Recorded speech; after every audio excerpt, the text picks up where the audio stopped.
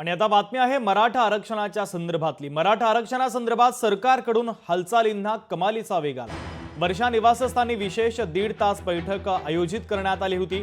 29 ऑगस्टला जरांगे पाटील मुंबईमध्ये आंदोलन करणार आहेत आणि ऐन गणेशोत्सवाच्या कालखंडात हे आंदोलन करणार असल्यानं बैठकीचं आयोजन करण्यात आलं होतं। आंदोलनाआधी सरकार विशेष निर्णय घेण्याची शक्यता आहे अशी माहिती सूत्रांनी दिली।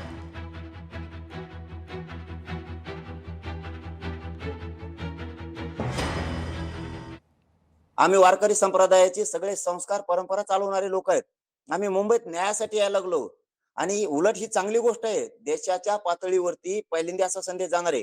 गणेश उत्सवाच्या काळात ग्रामीण महाराष्ट्रातला सगळा मराठा पहिल्यांदा मुंबईत एकवटतोय, ही रेकॉर्ड होईल। आम्ही तुम्हाला अडवायला येत नाहीत, तुम्हाला ट्रॅफिक जाम करायला येत नाहीत, उलट आम्ही गणेश उत्सवात तुम्हाला मदत करू लागू।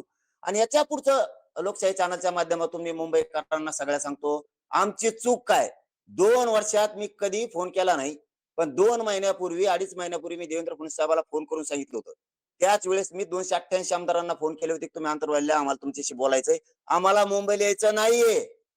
जबाबदारीनं जबाबदारीनं सांगतोय मी लोकशाही चॅनलला। लोकशाही मराठी ऐका, पहा, जागरूक रहा।